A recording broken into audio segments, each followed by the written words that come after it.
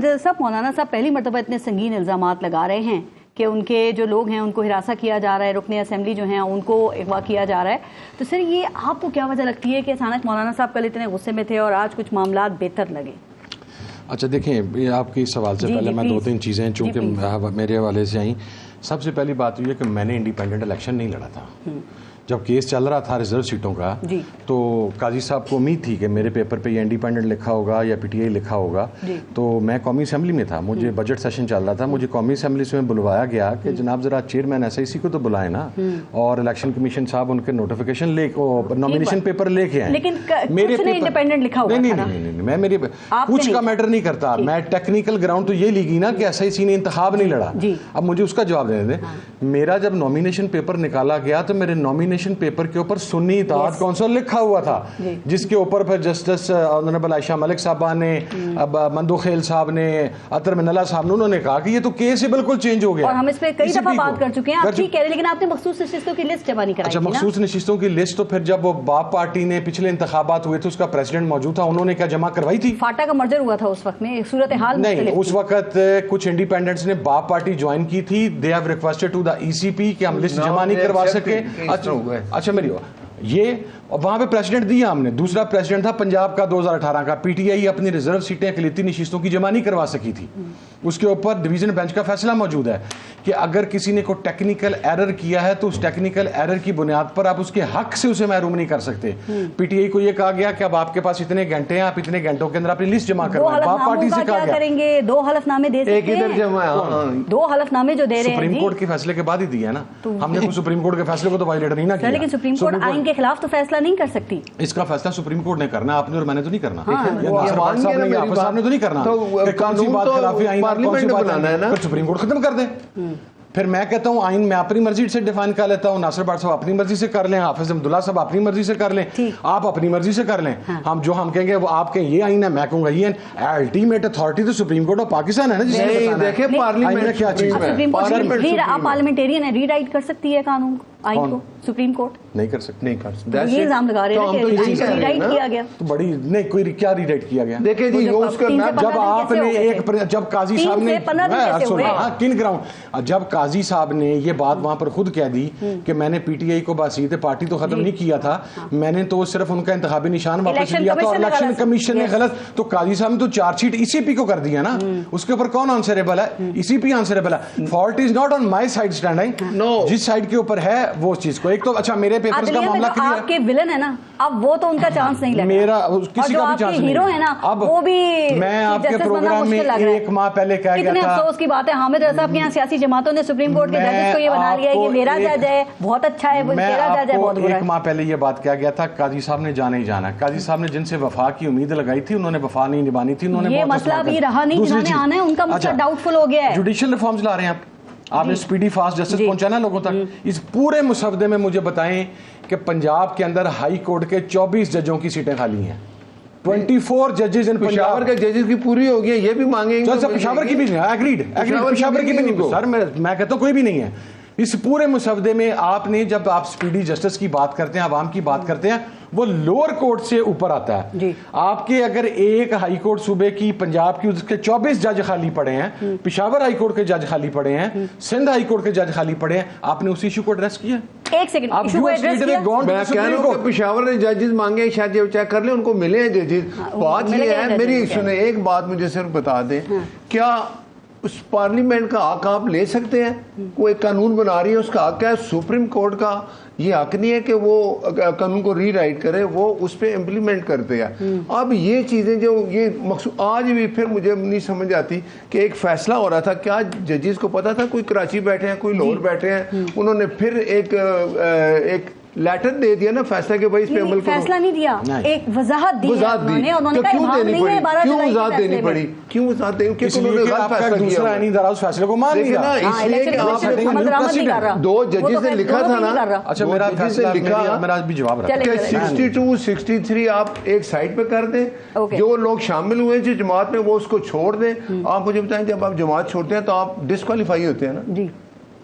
तो ये कानून वो तो नहीं कह सकती हम इजाजत दे रहे हैं आप ऐसा कर लें। अच्छा मैं एक तो मेरे वाला इशू सेटल हो गया कि मेला फाइडली SIC को इंतखाब से बाहर रखा गया था। वो हर दफा आप सेटल करते हैं, लेकिन ये उठाते हैं सवाल। मैं क्या कर सकता हूँ ना, आप जहाँ पे धक्का धराव चल रहा हो वहां पर आप तो आर्गूमेंट के साथ रख सकते हैं ना। मेरे तो पेपर सुप्रीम कोर्ट के फुल बेंच ने मंगवा लिए थे कि सेट ले आए, फिर उसके बाद मुझे तो जवाब दे कोई कि भैया मेरे सेट पे जब SIC लिखा तो मेरा निशान मुझे क्यों नहीं मिला। पीटीआई के तमाम लोग राब्ते में हैं इस वक्त आपके साथ, और कितनों के हवाले से डर है कि अगर आपने तरमीम की मुखालफत की तो वो हुकूमत को सपोर्ट करेंगे?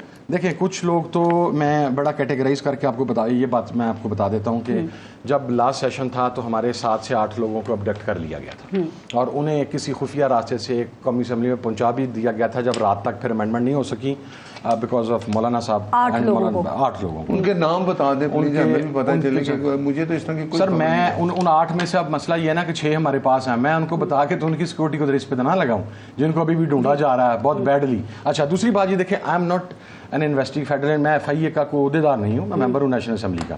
मेरी जमात का एक बंदा अगर मुझे ये कहता है कि मेरे साथ ये हो रहा है तो उसका बर्डन, उसका ओनस जो है वो उस बंदे के ऊपर है, मेरे पे नहीं। मैंने उसको स्टेट करना है। मेरा सिंपल सवाल ये है, ये स्पेशल कमेटी बनी थी जो MNAs अबडक्ट हुए थे पार्लियामेंट से जब शब खून मारा गया था, 9 MNAs उठाए गए थे।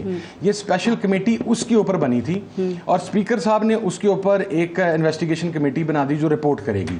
It's been above than 1.5 month now. मुझे आप ये बताएं, उसका ओनस हमारे ऊपर है ना, मैंने प्रूव करना है। मैं वहां पर बचने वालों में से था, हम 3 लोग, मैं, शफकत अवान और जमशेद दस्ती बच गए थे, 9 उठाए गए थे, तो हमने प्रूव करना है ना।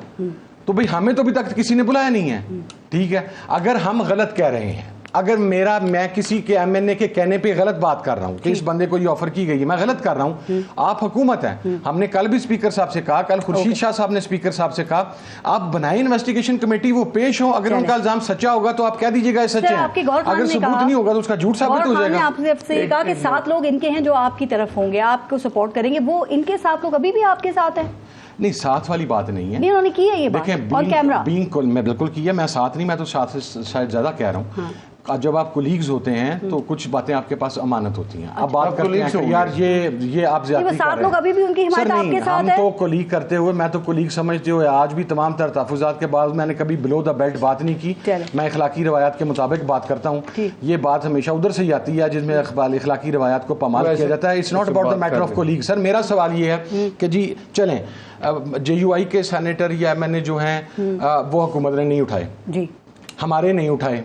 अगर JUI ने डायरेक्शन जारी कर दी है कि आप वोट नहीं करेंगे वहां पर, हमने डायरेक्शन जारी कर दिया कि आप वोट नहीं करेंगे, हुकूमत के पास एक मजलूमियत का हमें नहीं पता, आपको उनका वोट लेते वक्त पता है, आप उन्हें हुकूमती गैलरी से दाखिल करेंगे। अभी मैं आपको बताता हूं, ऑन रिकॉर्ड है, मीडिया मौजूद है नेशनल असेंबली के बाहर, मेरी बात गलत प्रूव हो जाए मैं उसकी यार सजा लेने के लिए तैयार हूं। अभी सेनेट के हॉल के अंदर जैमर्स लगा के वहां पर कैमरे बंद किए, वो मोबाइल के सिग्नल्स बंद करता रहा हूं। आज मेरी सारी बात सर मेरी अंदर ही होती है। सर मैं हमारे सेनेटर 2 वहां पर मौजूद थे जिनको हमें बाहर बुला के बात करनी पड़ी, अंदर क्या मोबाइल नहीं चल रहा था, ठीक है। अच्छा, बैक साइड का जो गेट है सिक्योरिटी का, वहां पर सिक्योरिटी लगाई गई। अगर ये MNAs अपने जमीर के मुताबिक फैसला करना चाहते हैं, जो भी कोई इस तरमीम के हक में वोट देना देते, तो उसे मेन गेट से एंटर होने दें, वो आए आके तरमीम के हक में। और अगर वो छुप छुपा के स्पेशल गाड़ियों के अंदर लाया जा रहा है, उसके साथ 40-40 बंदे उसकी प्रोटेक्शन कर रहे हैं, तो फिर देयर इज समथिंग फिशी। ये गलत रिवायात याद है, PTI के लोगों ने पहले भी इस बात का एतराफ किया था, हम आए नहीं, हमें लाया गया है। लास्ट कमेंट कर दें सर, फिर मैं शो क्लोज